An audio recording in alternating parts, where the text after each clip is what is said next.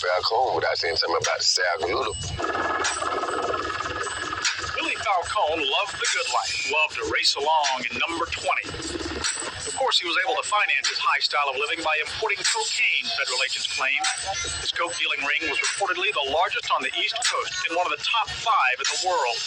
Until the day Falcon and alleged Lieutenant Salvador Magluta and Lorenzo Beningo were arrested and charged with smuggling nearly 75 tons of cocaine into South Florida.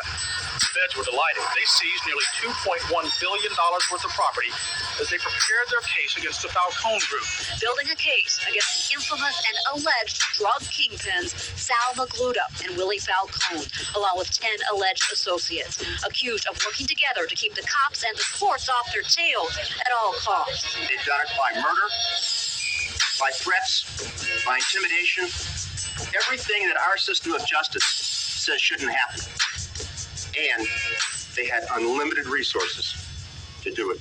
The charges in Friday's indictment center around Magluta and Falcon's drug trafficking trial back in '96. They were acquitted of smuggling 75 tons of cocaine into the U.S., accused of amassing $2 billion in assets over a 13-year period.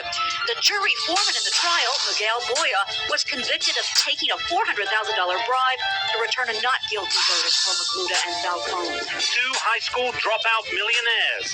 The police call the biggest and the best cocaine smugglers in South Florida history. Them 2 went to Miami High. The reason they got so much notoriety is because they were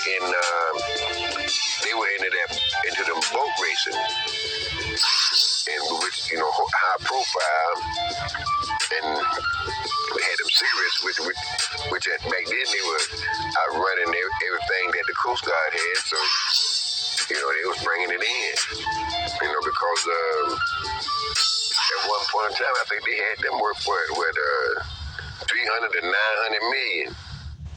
And I just hope that our justice system respects the system and respects that a jury found us not guilty.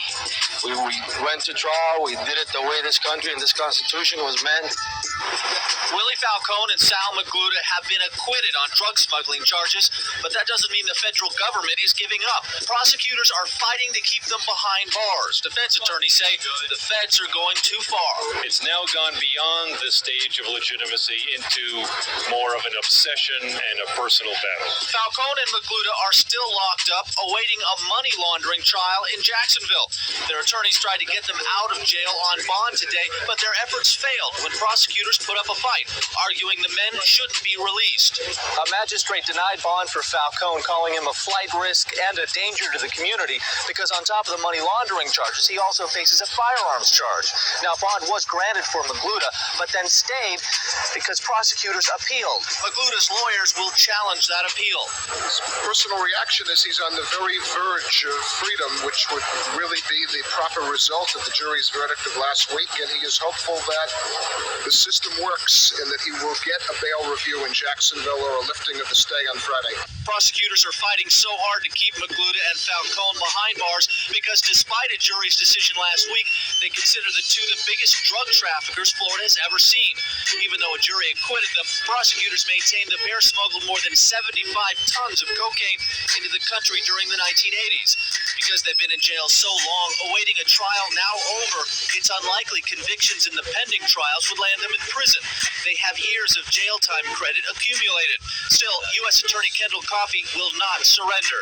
We are going to enforce our responsibilities under the criminal laws to the maximum, and we're not going to walk away because this isn't a football game. This is the real world, and this is about our responsibility to do justice. Our investigation also reveals the latest assault on Southwest Miami-Dade focuses on not only witness tampering, but conspiracy, money laundering, obstruction of justice, and perjury, all in connection with the Magluta-Falcon court cases. Bernie thought the men came to buy his boat. Looks like it was his life that was for sale. Former drug convict turned government witness Bernardo Gonzalez Jr. gunned down behind the wheel of his Jeep, allegedly by contract killers. They also shot his younger brother, Umberto, once in the head. He was taken off life support today. Those closest to Bernie Gonzalez say they knew he was a marked man. I was afraid for Bernie more than any of my other clients. He helped to put over 20 people in jail. It could have been people who were looking for revenge. It could have been people who he still might have testified against. One of the cases Bernie was scheduled for, that of powerboat racer and accused drug lord Willie Falcon, reportedly Bernie's former drug boss. Coincidence or not, Bernie and his brother are the fourth and fifth person linked to that case to fall victim to crime. In April, Bernardo Gonzalez was listed in an ad in The Champion, a law magazine, paid for by Falcon's attorneys, looking for information on those who would testify against him. Two others listed in that ad were shot last year. Both lived. But according to this government informant, Bernie's name and at least four others listed in that ad were also on a hit list. He says he heard Falcon's friends talk about in prison last year. And they were talking about how they were going to get back at whoever spoke and whoever testified, and how they were going to teach, they were going to show snitches or the government informants a lesson. No comment today from Falcon's attorneys nor the government's prosecutors. The informant says he notified government agents of the hit list. He's afraid the killing is not over. This is not just a car accident. These are people being killed in the streets. For innocent people. Umberto had nothing to do with this. And if the mother would have been there, or the old man would have been there, they would have gotten hit too.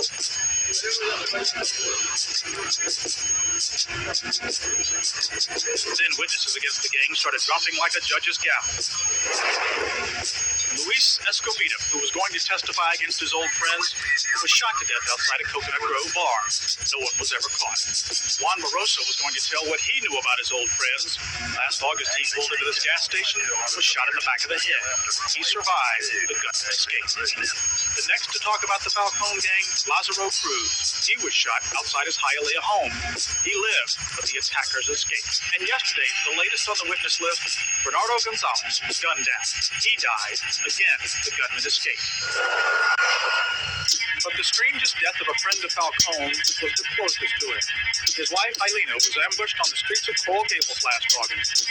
But while the other shootings may seem like someone's attempt to kill all the witnesses, police are certain she was not the target of a revenge killing, simply a victim of random violence. Unbelievable. Four of the people planning to testify against Falcon are gunned down. A well-financed plot to destroy the government's case against the drug group, or just a simple string of bad luck for those guys. The victims were cut down by what police describe only as a, quote, significant number of bullets. Bullets that hailed down from this rooftop.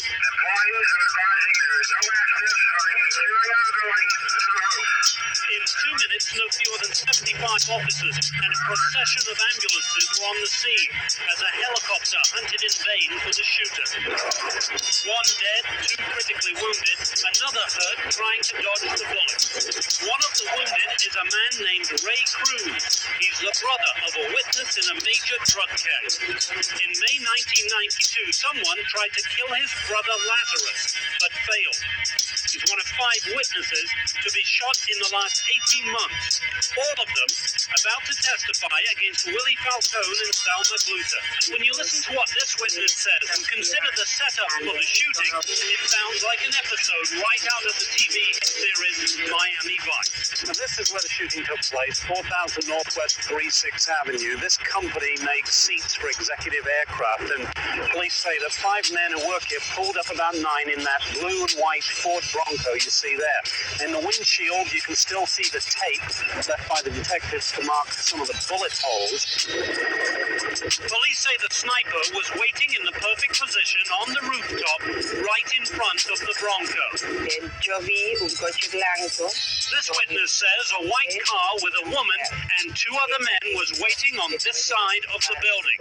That the gunman shouted something in English at his victims after the shooting, then scurried down to the waiting getaway car. The getaway well planned, at least enough to evade 75 officers, police dogs, and a helicopter.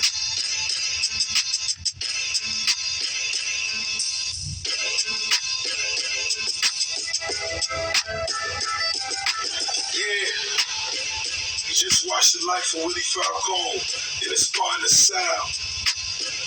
And it's a coincidence that everybody that was lining up and testified somehow got a bullet in their head.